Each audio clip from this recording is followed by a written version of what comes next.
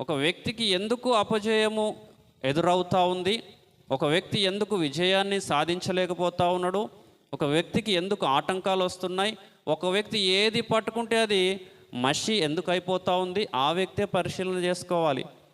నేను ఏం చేస్తున్నా, నేను తాగుతున్నానా, నేను తిరుగుతున్నానా, నేను అసూయపడుతున్నానా, నేను అబద్ధాలు ఆడుతున్నా, నేను మోసం చేస్తున్నానా, నేను పరిశుద్ధంగా జీవించట్లేదా, ఎందువల్ల నా ప్రార్థనకు జవాబు రావట్లే, ఎందువల్ల పదే పదే నేను పడిపోతా ఉన్నా అని ఆ వ్యక్తే పరిశీలన చేసుకోవాలి. హల్లెలూయా. అప్పుడు ఎప్పుడైతే పరిశీలన చేసుకొని సరి చేసుకుంటాడో అప్పుడు వెంటనే దేవుని కార్యం ఆ వ్యక్తి జీవితంలో ఆరంభమవుతుంది. హల్లెలూయా. ఆకాన్ అనే వ్యక్తి మరి శపితమైన వాటిని తీసుకున్నప్పుడు ఆ వ్యక్తిని పట్టుకొని ఆకోరు లోయలో వేసి చంపివేసేదాకా కూడా ఇశ్రాయేల్ ప్రజలు గెలిచారా? గెలవలేదు కదా.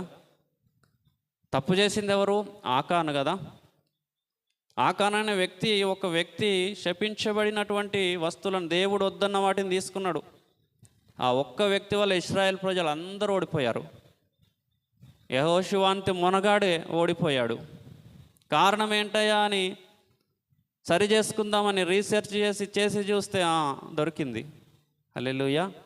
అప్పటి వరకు విజయం రాలేదండి. అంటే దీని అర్థం ఏమిటంటే మన జీవితంలో, మన పరిస్థితుల్లో మనకు విజయము కావాలంటే ఎక్కడ మిస్టేక్ ఉందో పట్టుకోవాలా, దేన్ని మార్చుకోవాలా, ఇగోను పక్కన పెట్టాలా, నేను తప్పు చేయను అని దాన్ని ప్రక్కన పెట్టాలా. నేను ఏదైనా చేస్తున్నానేమో, ఒకవేళ మార్చుకుంటే నాకు విజయం వస్తుంది, ఒకవేళ మార్చుకుంటే నా దేవుడు నన్ను దీవిస్తాడు,